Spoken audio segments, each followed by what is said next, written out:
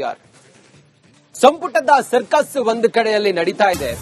ಕಾಲಿರುವಂತ 20 ಸ್ಥಾನಗಳ ಪೈಕಿ 19 ಸ್ಥಾನಗಳನ್ನ ತುಂಬಿದ್ದಾರೆ. ಇದೊಂದು ಕಡೆ ಸವಾಲಾದ್ರೆ ಪರಿಷತ್ ಸಭಾಧ್ಯಕ್ಷರ ನೇಮಕವೇ ಸರ್ಕಾರಕ್ಕೆ ಬಿಗ್ ಟಾಸ್ಕ್ ಆಗಿದೆ. ರಾಜೀನಾಮೆ ನೀಡಲ್ಲ ಅಂತೇಳಿ ಹಾಲಿ ಸಭಾಧ್ಯಕ್ಷ ಹೊರಟ್ಟಿಯವರು ಕುಳಿತುಕೊಂಡಿದ್ದಾರೆ. ಯಾವ ಕಾರಣಕ್ಕೋಸ್ಕರ ರಾಜೀನಾಮೆ ಕೊಡಬೇಕು ಅಂತೇಳಿ ಪ್ರಶ್ನೆ ಮಾಡ್ತಾ ಇದ್ದಾರೆ. ಅವರು ವಿಶ್ವಾಸ ಮತಯಾಚನೆ ಆಗ್ಲಿ ಅಂತೇಳಿಯೂ ಹೇಳ್ತಾ ಇದ್ದಾರೆ. ಹೊರಟ್ಟಿ ಜಾಗಕ್ಕೆ ಸಲೀಂ ಅಹಮದ್ ನೇಮಕಕ್ಕೆ ಕಾಂಗ್ರೆಸ್ ಪ್ಲಾನ್ ಮಾಡಿದೆ.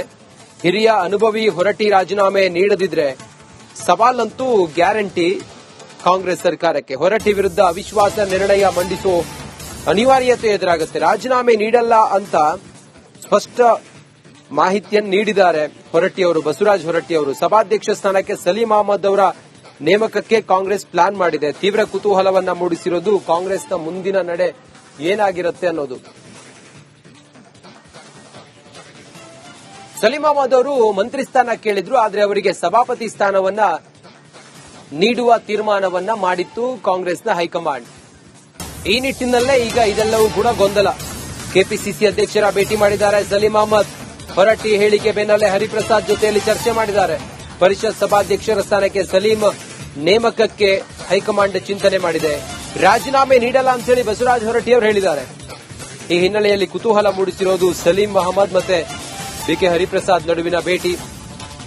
ಬಹುಶಃ ಇದು ಏನಾಗಬಹುದು ಅನ್ನೋದನ್ನ ಕಾದು ನೋಡಬೇಕಾಗಿದೆ. ಬಸವರಾಜ ಹೊರಟ್ಟಿ ಅವರು ನಾವು ಸಭಾಪತಿಯಾಗಿದ್ದೀವಿ, ನಾವು ಯಾಕೆ ರಾಜೀನಾಮೆ ಕೊಡಬೇಕು ಅನ್ನೋದನ್ನ ಹೇಳ್ತಾ ಇದ್ದಾರೆ.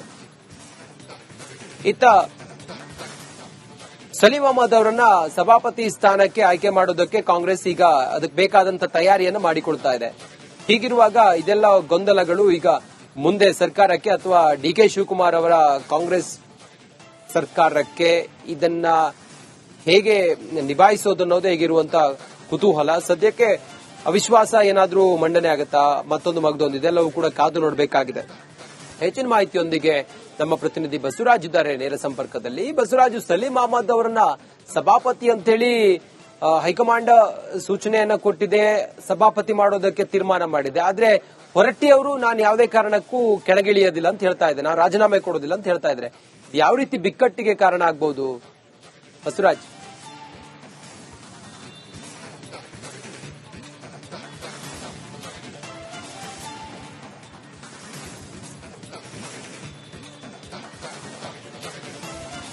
ಖಂಡಿತ ರಂಜಿತ್, ಇದೊಂದು ರೀತಿಯಲ್ಲಿ ಸಂಘರ್ಷಕ್ಕೆ ಕಾರಣ ಆಗುತ್ತೆ. ಯಾಕಂದ್ರೆ ಹೊರಟ್ಟಿ ಅವರು ಹಿರಿಯರು 8 ಬಾರಿ ವಿಧಾನ ಪರಿಷತ್ಗೆ ಆಯ್ಕೆಯಾಗಿ 3 ಬಾರಿ ಸಭಾಪತಿಯಾಗಿ ಕೆಲಸವನ್ನು ಮಾಡ್ತಾ ಇದ್ದಾರೆ. 3ನೇ ಬಾರಿ ಇದು ಸಭಾಪತಿ ಆಗಿರ್ತಕ್ಕಂಥದ್ದು.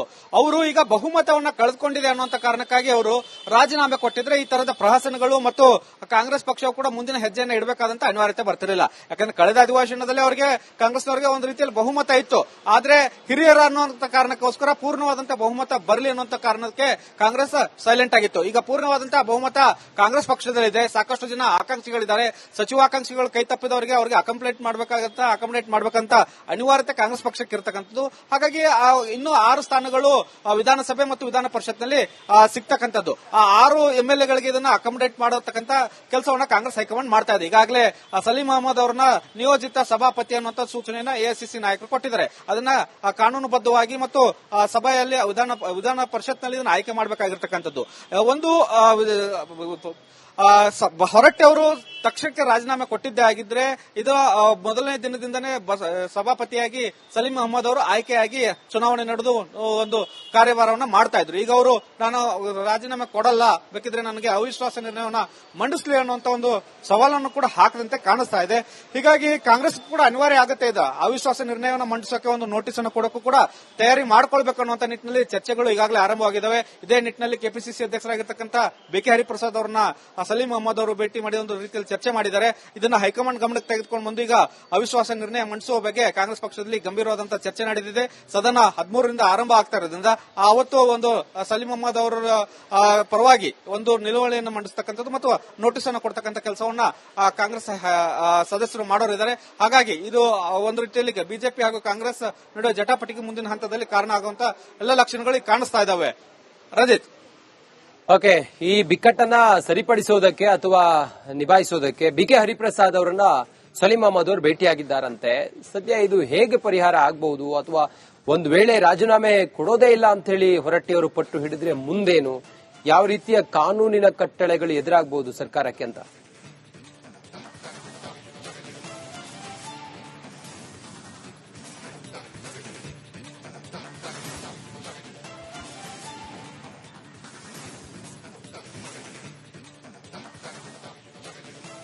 ಕಾಲ್ ಕಟ್ ಆಗಿದೆ, ಮತ್ತೆ ಸಂಪರ್ಕಿಸುವ ಪ್ರಯತ್ನವನ್ನ ಮಾಡೋಣ. ಸಲೀಂ ಅಹಮದ್ ಅವರನ್ನ ಸಭಾಪತಿ ಸ್ಥಾನಕ್ಕೆ ಆಯ್ಕೆ ಮಾಡಿದೆ ಕಾಂಗ್ರೆಸ್ನ ಹೈಕಮಾಂಡ್. ಇತ್ತ ಈಗಿರುವಂತಹ ಹಾಲಿ ಸಭಾಪತಿ ಬಸವರಾಜ ಹೊರಟ್ಟಿ ಅವರು ನಾನು ಯಾವುದೇ ಕಾರಣಕ್ಕೂ ರಾಜೀನಾಮೆ ಕೊಡೋದಿಲ್ಲ,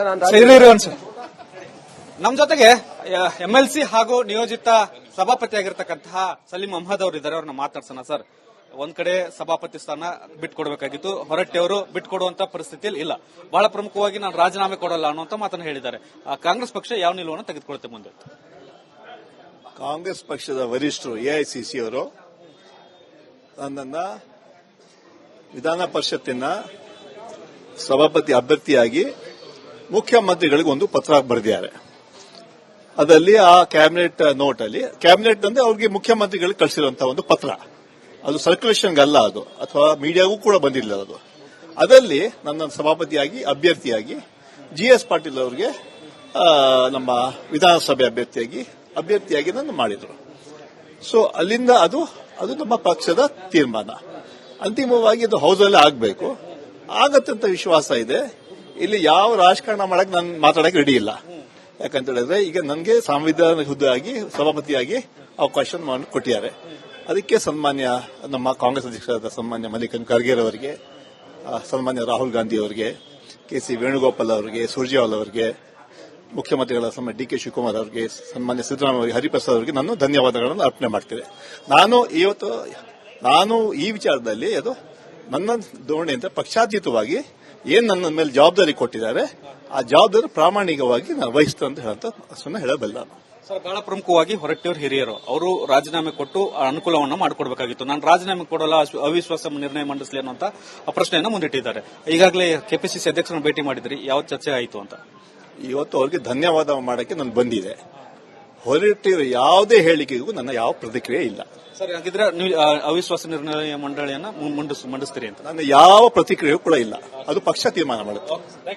ಇದಿಷ್ಟು ಸಲೀಂ ಅಹಮದ್ ಅವರ ಮಾತು. ಕ್ಯಾಮರಾಮನ್ ಮಂಜುರಾಜ್ ಜೊತೆ ಬಸವರಾಜ್ ಸತ್ಯಮಠ, ರಿಪಬ್ಲಿಕ್ ಕನ್ನಡ, ಬೆಂಗಳೂರು.